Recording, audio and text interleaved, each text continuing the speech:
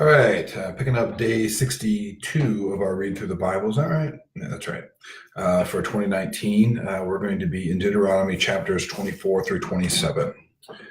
When a man takes a wife and marries her, if then she finds no favor in his eyes because he has found some indecency in her, and he writes her a certificate of divorce and puts it in her hand and sends her out of his house, and she departs out of his house.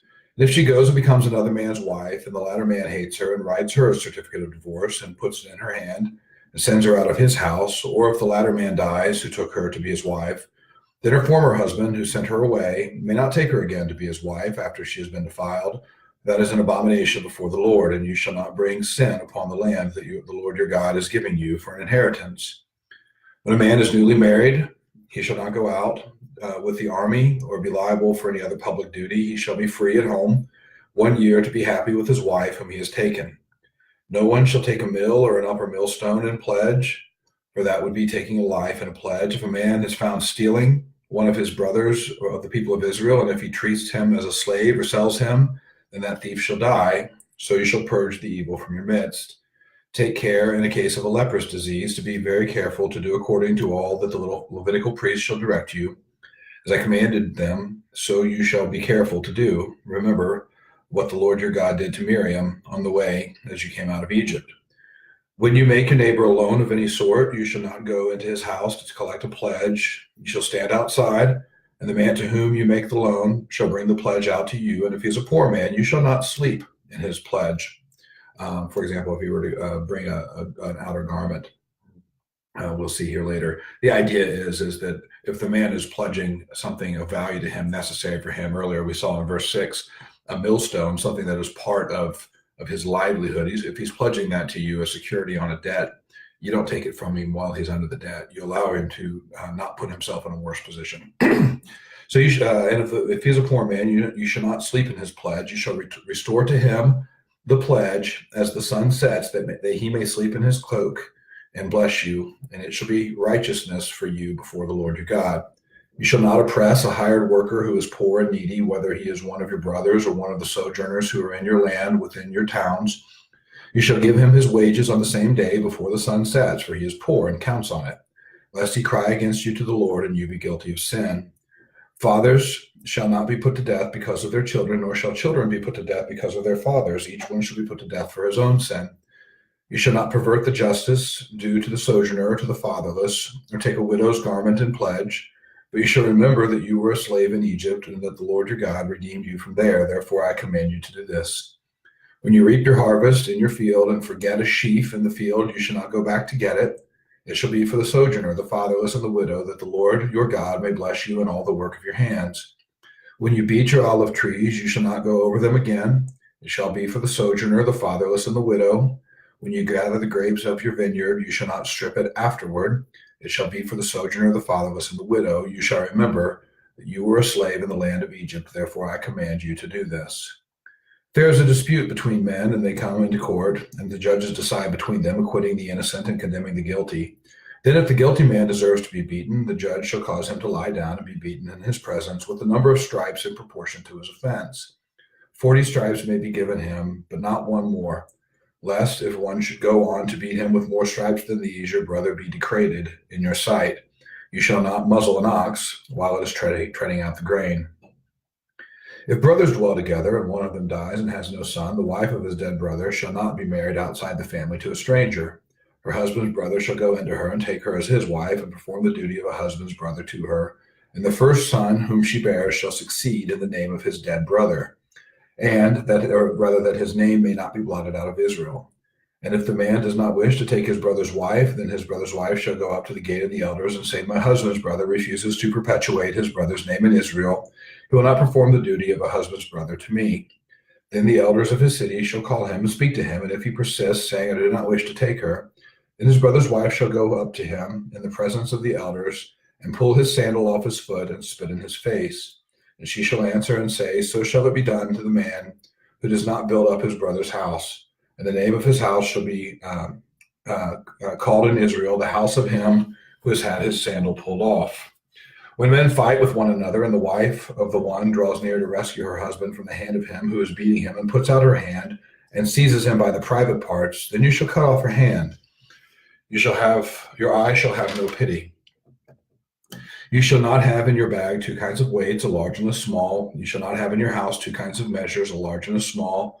A full and fair weight you shall have, a full and fair measure you shall have, that your days may be long in the land that the Lord your God is giving you. For all who do such things, who act dishonestly, all who act dishonestly are an abomination to the Lord your God.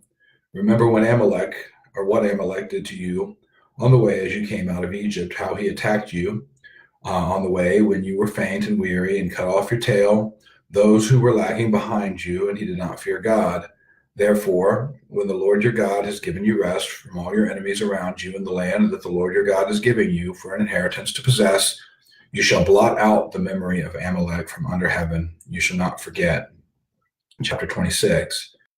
When you come into the land that the Lord your God is giving you for an inheritance and have taken possession of it and live in it, you shall take some of the first of all the fruit of the ground, which you harvest from your land that the Lord your God is giving you, and you shall put it in a basket. You shall go to the place that the Lord your God will choose to make his name to dwell there, and you shall go to the priest who is in office at that time, and say to him, I declare today to the Lord your God that I have come into the land that the Lord swore to our fathers to give us.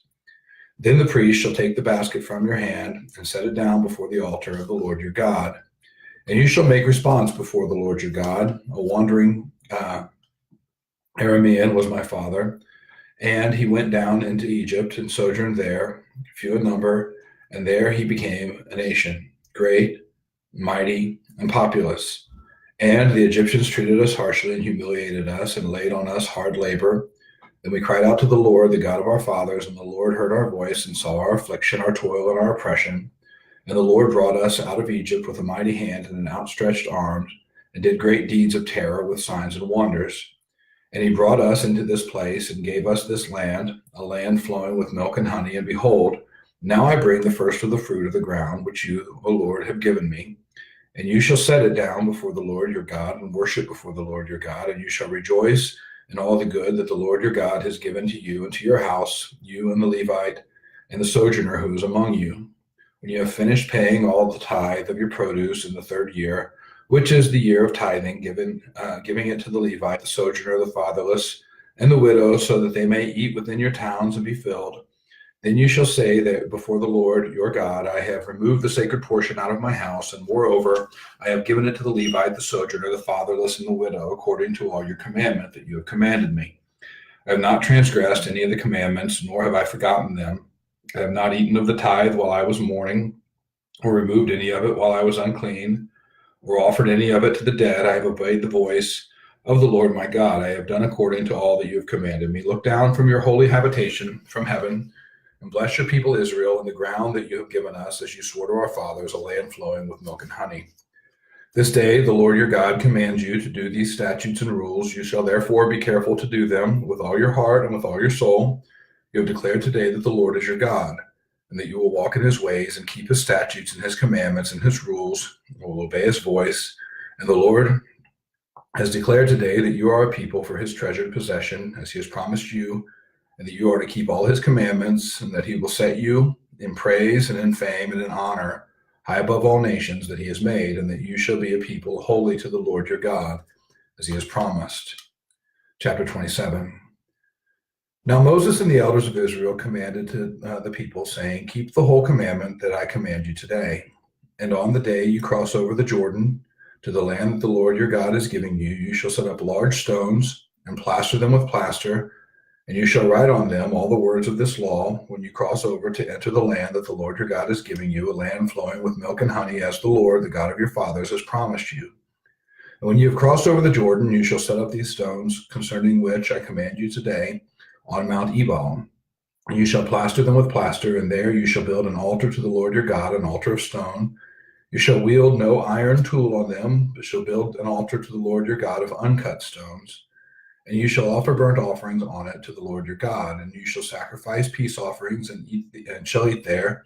And you shall rejoice before the Lord your God, and you shall write on the stones all the words of this law very plainly. Then Moses and the Levitical priests said to all Israel, keep silence and hear, O Israel, this day you have become the people of the Lord your God. You shall therefore obey the law, the voice of the Lord your God, keeping his commandments and his statutes, which I command you today. That day Moses charged the people, saying, when you have crossed over the Jordan, these shall stand on Mount Gerizim to bless the people. Simeon, Levi, Judah, Issachar, Joseph, and Benjamin, all these shall stand on Mount Ebal for the curse. Reuben, Gad, Asher, Zebulun, Dan, and Naphtali. And the Levites shall declare to all men of Israel in a loud voice, cursed be the man who makes a carved or cast metal image, an abomination to the Lord, a thing made by the hands of a craftsman, and sets it up in secret. And all the people shall answer and say, Amen. Cursed be anyone who dishonors his father or his mother. And all the people shall say, Amen. Cursed be anyone who moves his neighbor's landmark, and all the people shall say, Amen. Cursed be anyone who misleads a blind man on the road, and all the people shall say, Amen. Cursed be anyone who perverts the justice due to the sojourner, the fatherless, and the widow, and all the people shall say, Amen. Cursed be anyone who lies with his father's wife, because he has uncovered his father's nakedness, and all the people shall say, Amen. Cursed be anyone who lies with any kind of animal, and all the people shall say, Amen. Cursed be anyone who lies with his sister, whether the daughter of his father or the daughter of his mother, and all the people shall say, Amen. Cursed be anyone who lies with his mother-in-law, and all the people shall say, Amen. Cursed be anyone who strikes down his neighbor in secret, and all the people shall say, Amen. Cursed be anyone who takes a bribe to shed innocent blood, and all the people shall say, Amen. Cursed be anyone who does not confirm the words of this law by doing them, and all the people shall say, Amen. All right, day 62 in the books. We'll pick up with day 63 tomorrow in Deuteronomy chapter 28. And just a few more days in Deuteronomy, we'll move into Joshua and start seeing the conquest of the land. And so see you guys tomorrow.